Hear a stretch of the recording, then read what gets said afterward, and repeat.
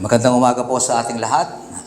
Ngayong araw na ito, tayo po magpapatuloy sa ating pag-aaral ng aklat ng Santiago at tayo po ay nasa Kabanata 4. Sa isang linggo po ay saglit po ako magpapahinga bilang yung tagapagsalita sapagkat ang chapter 5 ay iahayag sa atin ni Pastor Lance Pilio. Siya pong speaker natin next Sunday.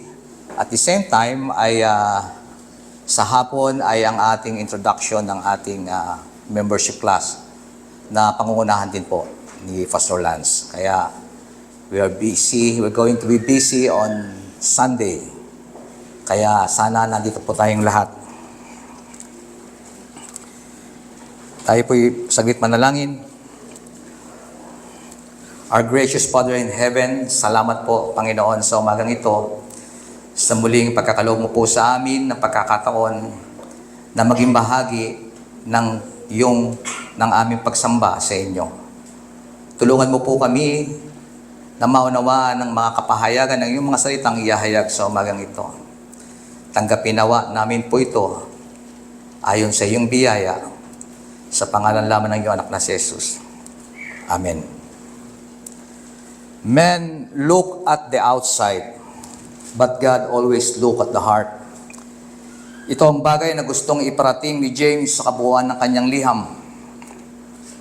What is in the inside of the heart of man is what manifests in his every action.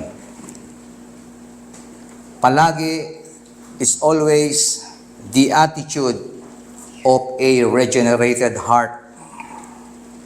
At sa kabuuan ng kanyang mga sinulat, James warned his reader of their actions and practices all throughout his letter. Kung matatandaan natin sa chapter 2, faith without work is dead. Kailangan genuine faith goes with proper religion. Kung meron tayong tunay na pananampalataya, kailangan kinakikitaan ito ng gawa. Nakita natin palaging magkasama. Kung ano ang nagmamanifest sa labas, dapat ito'y nagmumula sa kaloob-looban ng ating puso. Atin ding dinaanan, be careful as the tongue can be an instrument of blessing and destruction. Again, kanyang binanggit ang halimbawa ng dila, kung paano ito pwedeng maging daluyan ng pagpapala at pwede ding maging daluyan ng sumpa o ng destruction. Of course, ang ating dila ay instrumento din ng kung ano ang sitwasyon o kondisyon ng ating puso. Genuine faith possess wisdom from above and not the wisdom of this world. May unawaan natin ng isang tao ay tunay na nagpo-possess ng isang tunay na pananampalataya at makikita to ko sa kanyang pamumuhay.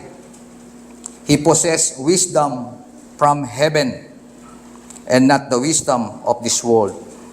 Again, sa pagsisimula ng ating passage sa umagang ito, chapter 4, it is about the same topic. God always look at the heart. It is about the condition of our heart that directs our attitudes. Kung babasahin natin ang mga unang talata ng chapter 4, ang sabi diyan, saan nanggagaling ang inyong mga alitan at pag-aaway? Saan nga ba nanggagaling yan? Hindi ba't nagmumula yan sa masasamang nasa na naglalaban-laban sa inyong kalooban? Again, bakit ba tayo nag-iisip ng masama sa ating mga kapwa? Bakit ba tayo nakikipag-away? Bakit ba tayo nagsasalita ng hindi magaganda? Of course, sabi ni James, yan ay nanggagaling sa inyong kaloob-looban. Meron kayong minimithi, ngunit hindi nyo makamtan. Kaya't papatay kayo kung kailangan, mapasa nyo lamang iyon. May mga bagay na gustong-gusto nyo, ngunit hindi nyo maangkin. Kaya't kayo nagkakagalit at naglalaban-laban. Hindi ninyo makakamtan ng inyong minibiti dahil hindi kayo humihingi sa Diyos. At kung humingi man kayo, wala rin kayong natatanggap dahil hindi tama ang inyong layunin. Humingi kayo upang mapagbigyan ang inyong kalayawan. Mga taksil, hindi ba ninyo alam na kapag nakikipagkaibigan kayo sa sanlibutan, ay kinakaaway naman ninyo ang Diyos? Ang sino mang nagnanais na maging kaibigan ng sanlibutan ay kaaway ng Diyos. Malinaw, marami, sa lahat ng ating tinalakay simula chapter 1, it's about the condition and attitude of our hearts. Hindi po ba? Sa lahat ng ating gawi, sa lahat ng ginagawa, maganda man ito o pangit, ang nagdidirect nito ay walang iba kung hindi ang ating puso.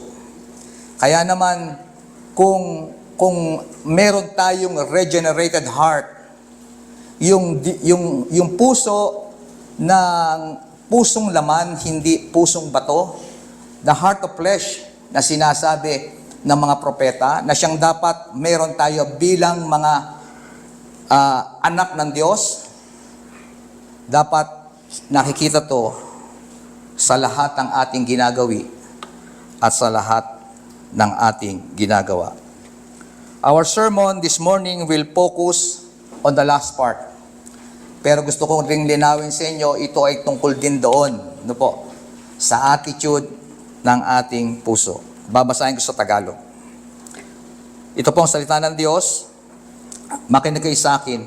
Kayo nagsasabi, ngayon o bukas ay pupunta kami sa ganito at ganitong bayan at sa isang taon kaming titigil doon. Ngayon o bukas ay pupunta kami sa ganito at ganoong bayan at isang taon kaming titigil doon. Mangangalakal kami at kikita ng malaki.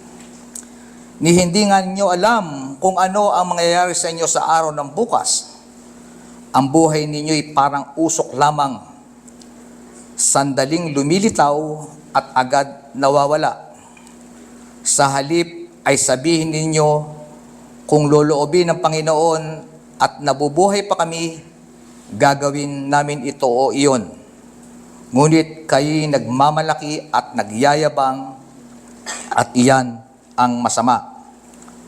Ang nakakaalam na dapat niyong gawin ng mabuti ay hindi iyong ang ginagawa. Ang nakakaalam na dapat niyang gawin ng mabuti ngunit hindi yung ginagawa ay nagkakasala. Mga pinakamamahal na kapatid sa Panginoon, paano ba tayo gumagawa ng ating mga plano sa hinaharap? Of course, gusto natin palaging nasa ayos ang lahat. Ang ating mga gagawin, kaya maaga pa lang pinaplano na natin kung ano ang gagawin natin sa araw ng bukas. Hindi ba maganda yung planchado ang lahat? Walang aberya, well organized. And that's a good thing. Walang masama kung tayo magplano para sa ating bukas. The question is always, what's the attitude with which we make our plans? Do we do it in the lines of Proverbs 16:9? Ano ang sabi ng Kawikaan 16:9? Paborito ng lahat. Ang tao ang nagbabalak, ngunit ang Panginoon ang nagpapatupad. Yung ba ang ating ginagawa? Yung ba ang ating gawi kapag tayo nagpaplano para sa ating hinaharap? Kasama ba ang Diyos sa lahat ng ito? Ito ang bagay na nais tanong sa atin ng ating teksto sa umagang ito. Bilang mga tinubos ng dugo ng kordero, ano ang inyong dapat na attitude patungkol sa paghahanda natin sa ating bukas o hinaharap? Ang mga mananampalataya noon na sinulatan ni Santiago ay may problema sa mga bagay na ito. At alam ko, hindi lamang sila, maging tayong lahat sa panahon ngayon. Palagi nating nadidisregard ang Diyos kapag tayo gumagawa ng ating paplano. Tama po ba? Malimit, ginagawa natin ang lahat minus ang Diyos. Actually, sa unang talata pa lamang, sa unang kabanata pa lang, sinasabi na ni James, lahat tayo ay tinatawag para maging kompleto. Sabi niya, James 1:4, so that you may be perfect and complete, lacking in nothing. Pag sinabi nating perfect and complete, it speak of wholeness. Ito ang intensyon ng Diyos sa atin. Maging kumpleto tayo sa Kanyang harapan. We may be perfect and complete, lacking in nothing. At paano natin gagawin yan? Kung paano natin i-cultivate ang ating Christian attitude to the future. Ang tema po ng ating sermon sa umagang ito is the Holy Spirit calls you to cultivate a Christian attitude to the future. Ang sermon pong to ay hango kay Dr. Wes Bredenhoff at ako po'y na-inspire sa napakagandang mensaheng ito. Dalawang bagay ang ipapahayag na salita ng Diyos sa atin sa umagang ito. Yung unang attitude, the attitude of disdaining foolish pride. Malimit ang ating pinaiiral ay pagmamataas. At yan ay kamangmangan, sabi ng salita ng Diyos. Dapat nating ibaba ang ating sarili sa lahat ng oras. At pangalawa, the attitude of embracing the wisdom of faith. Una, ang ginawang example ni James ay isang mangangalakal, a merchant, entrepreneur, sa atin sa panahon ngayon. At ayon sa kanyang pagkakasalaysay, this merchant could travel without much difficulty. Napakagaang ng buhay ng negosyanteng ito, ng mangangalakal na ito. Wala siyang ginawa kundi magbiyahe, kung saan niya gustong bumiyahe, kung saan siya hilahin ng kanyang paa, doon siya. Wala siyang problema sa kanyang pagbibiyahe, sanay siyang magbiyahe, magaang ang kanyang biyahe, magaang siyang kumita ng pera. Kung ano niyong gusto, siya ang kanyang gagawin. Ito nga niya sinasabi sa verse 13. Sabi, ngayon o bukas ay pupunta kami sa ganito at ganong bayan at isang taon kami titigil doon. Mangangalakal kami at kikita ng malaki. Ngayon pa lang, alam niya na ang kanyang itinerary. At sinisigurado niya, sa loob ng isang taon, magagawa niya lahat ang dapat niyang gawin. At ang sabi niya, may malaking tubo, kikita ako ng malaki. Ganyan po ba tayo? Siguro kikita ng malaki, parang hirap. Pero ang halimbawang ito ay itong mga ngalakal na ito, Like merchant, na sinasabi po dito, silang lahat ay yung mga taong mga sobrang abala sa kanilang gawain. Pero sila rin yung mga taong nagsasabing they belong to Christ. Sa kanilang paniniwala, sila ang may control ng kanilang buhay. Sila ang magdidesisyon kung saan nila gustong dalhin ang kanilang buhay. Saan nila gustong pumunta. Saan nila gustong tumigil. Nabubuhay sila ayon sa kanilang gusto. Parang minsan naman ay kasama ang Diyos. Pero hindi relevant ang Diyos sa kanya. Mas maganda na andyan ang Diyos kasama ko. Pero hindi siya importante. Naintindihan po natin? Malimit naman, sinasabi natin, sana pabayaan, nagpe-pray tayo bago umalis. Bago natin gawin ang mga gusto natin, sana huwag mangyari ito. Pero ang totoo, ang desisyon natin, ang nasusunod. At tayo gumagawa ayon sa nais nating gawin. Ang tawag po rito ni Dr. Bredenhoff ay practical atheism. Pag sinabi nating atheist, ito yung mga taong hindi naniniwala sa Diyos. Pero ganito rin ang practice karamihan na nagsasabing sila'y naniniwala sa Diyos. Tama po ba? Sinasabi lang ng kanilang bibig na naniniwala sila sa Diyos, pero hindi naman ginagawa o hindi naman in conformity ng kung ano ang kanilang kino-confess. Malimit, ginagawa nila ang lahat ng bagay, pero hindi kabale ang Diyos. Ang tawag dito ay practical atheism. Ganito ba ang dapat pag-uugali at asal o attitude ng mga anak ng Diyos? Sabi, ilang beses sinabi ni James from verse 6 to 7, sabi niya, "Submit yourself therefore to God." At muli niyang inulit, "Humble yourselves before the Lord." Simula chapter 1. Yung pagpapakumbaba, yung humility, palaging nandoon sa mensahe ni Santiago sa bawat talatang ating binabasa.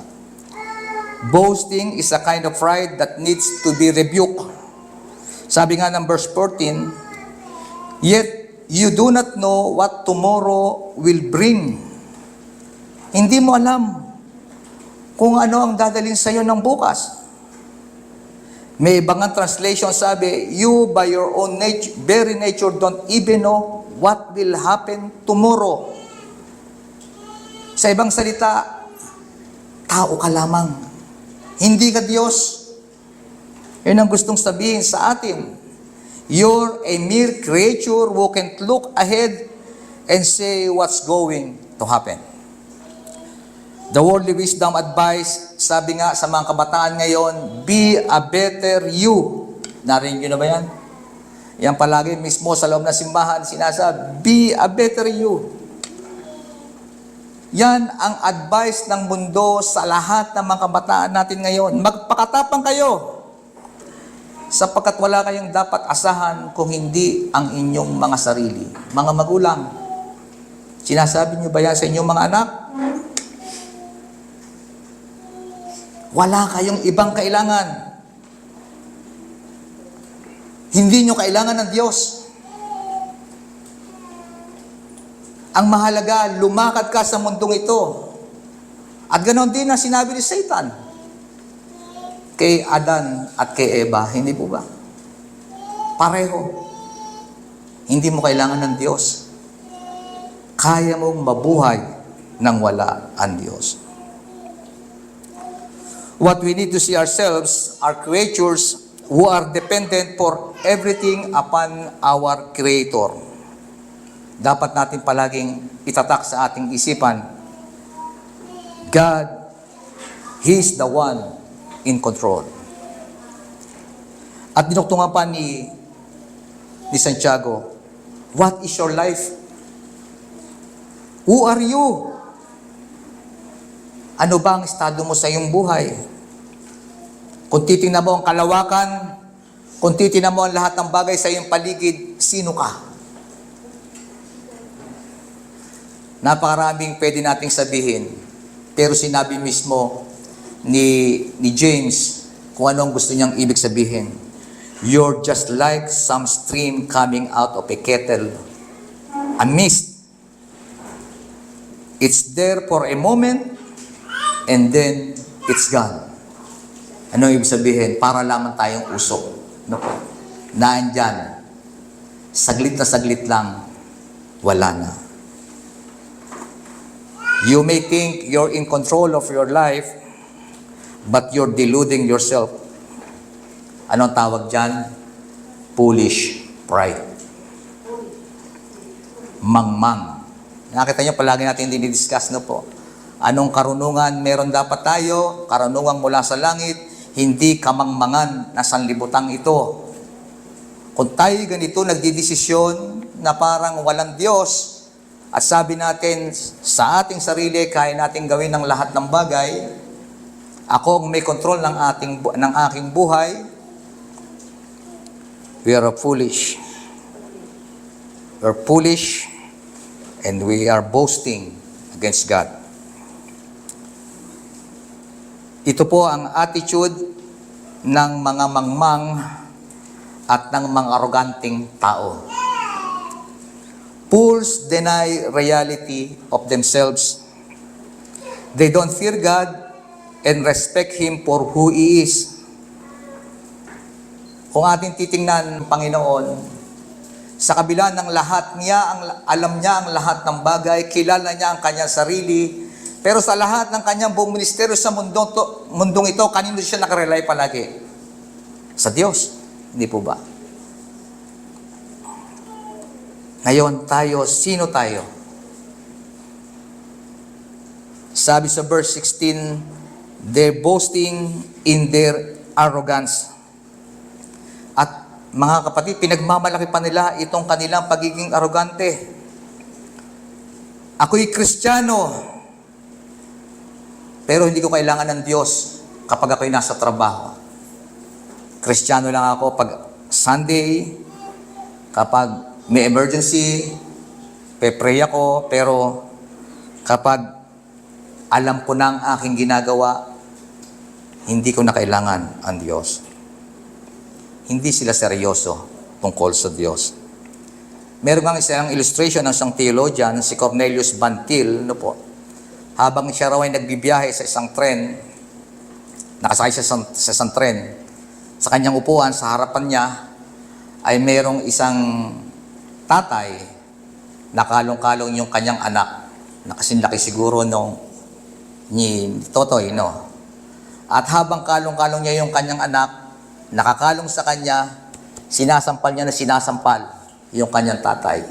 Ganon yung mga apo, ganon ba? At ang mga anak na maliit. Kalong-kalong mo, pero walang gawin kundi sampalin na sampalin ang mukha mo. Bakit? Napakagandang ilustrasyon. Kung titingnan natin, ganoon tayo. Parang tayong ganoon po.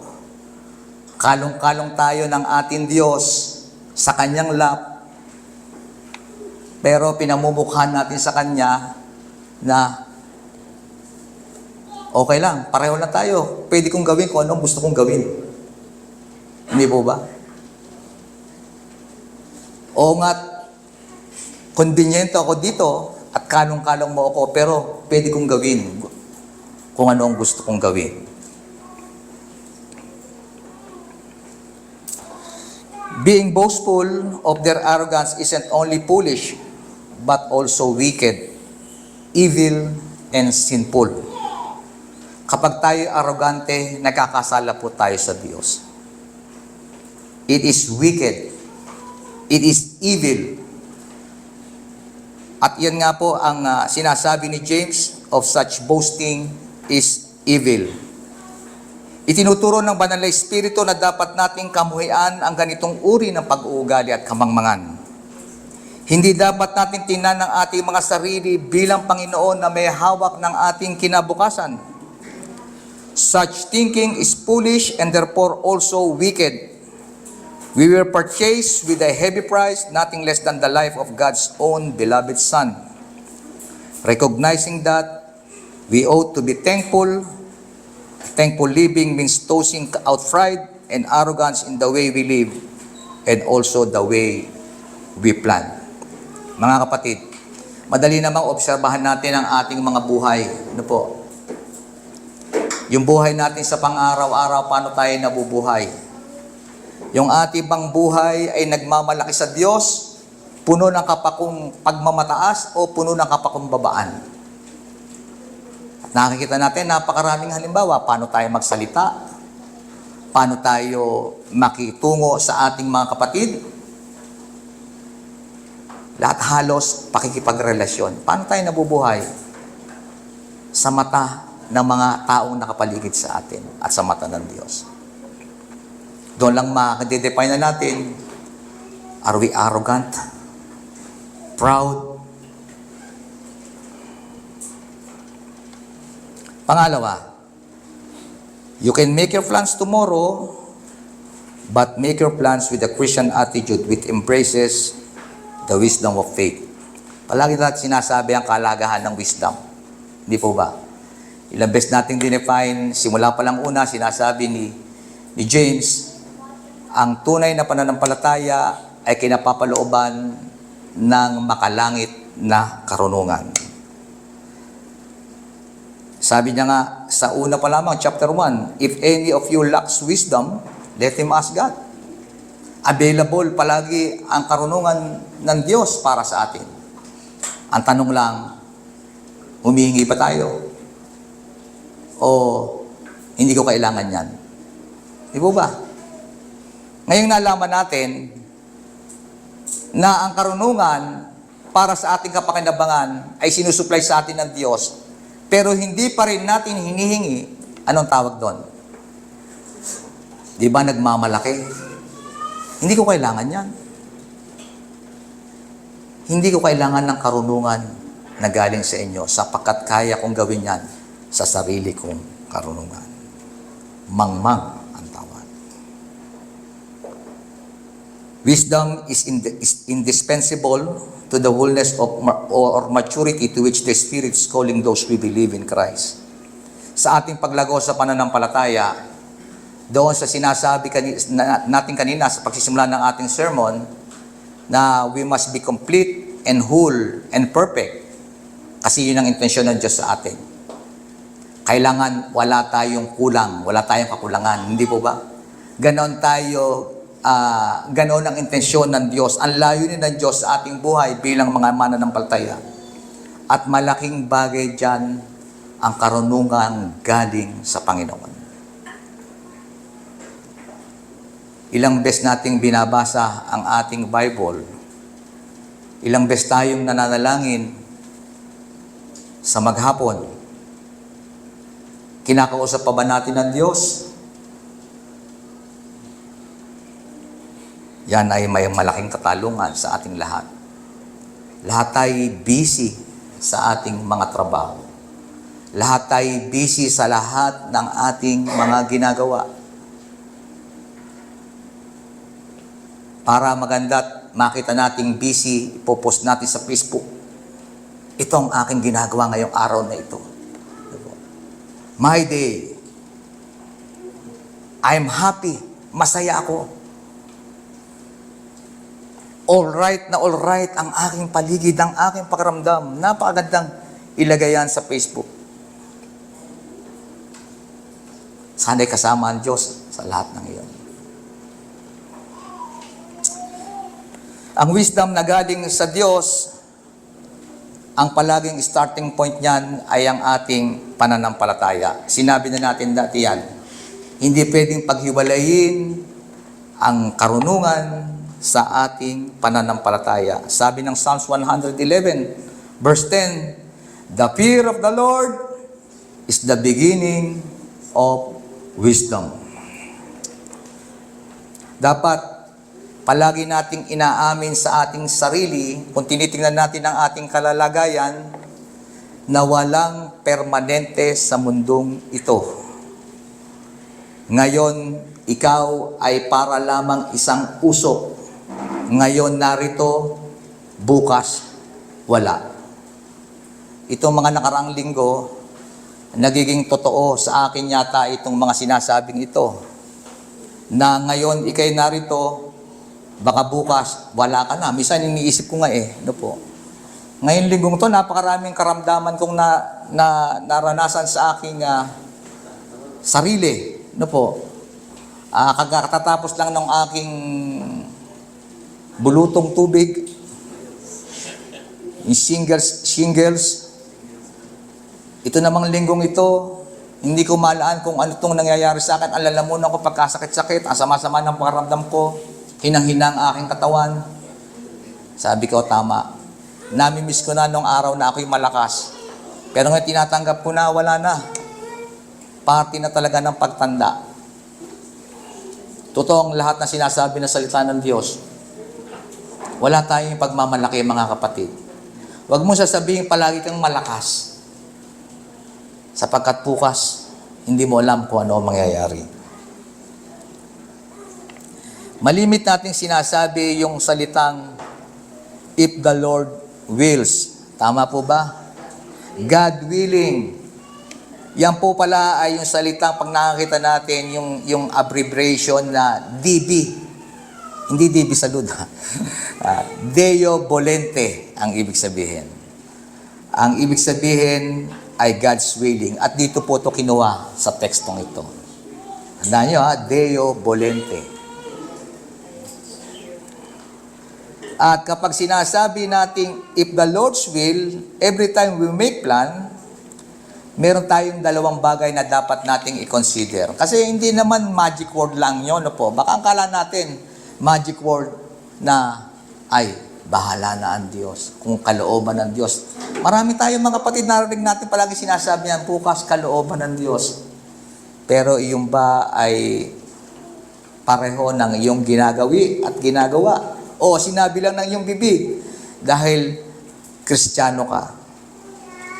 Mga kapatid, dapat nating maunawaan, sabi nga ng awitin, all we are in dust in the wind. Yun ang sabi ng awit. Tama naman, di ba? Sabi ng mga ng mananampalataya, para lang tayong dust in the wind. Pero kahit sabihin natin, tinatanggap natin, dapat palagi ring kulang po yung, yung pahayag na yon, na we are all dust in the wind. No, kinikilala natin kung ano ating kalalagayan. Pero kilalanin natin ang ating kalalagayan. At the same time, dapat kilalanin natin ang Diyos. Dalawang bagay. Baka nga, if God's will, sabi nga natin, attitude po yan ng puso no po. Yung God's will, attitude palagi ng puso, yun yung pinag-uusapan natin ngayon. Kaya maintindihan natin yan, kung loloobin ng Diyos, dapat handa tayo sa lahat ng bagay. Naniniwala tayo, God is in control on His throne. Naniniwala po tayo dyan. You may plan, but don't be surprised or disheartened when things turn out differently than you plan. Paano pagdating ng kinabukasan, hindi yon ang iyong inaasahan? Hindi po ba? Minsan, pag tayo nagpaplano, masyadong naparami nating expectation.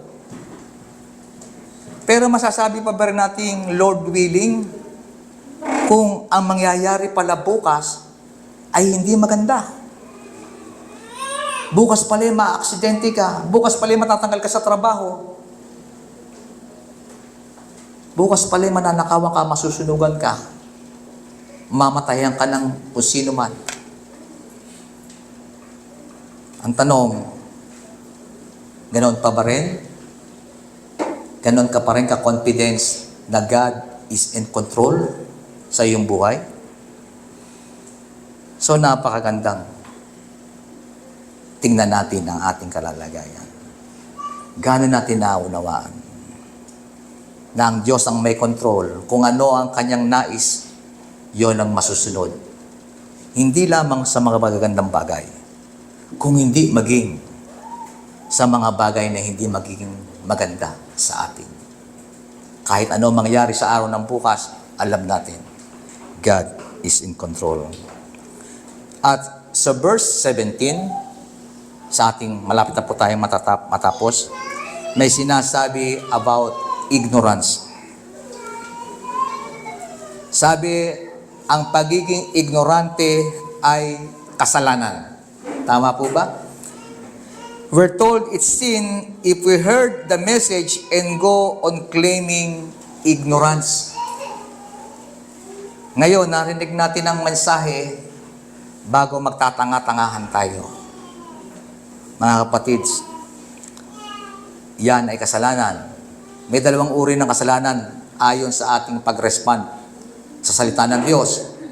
Tinatawag nating there are sins of commission. No po? Yung sins of commission, where we sin by doing something that's wrong. Gumawa tayo ng bagay na mali, of course, nagkakasala tayo. But sabi ni James, there is also the sins of omission, where we sin by failing to do something that's right. Nagkakasala tayo pag gumagawa tayo ng mali. Pero nagkakasala tayo din kapag hindi natin ginagawa ang bagay na alam natin ay tama.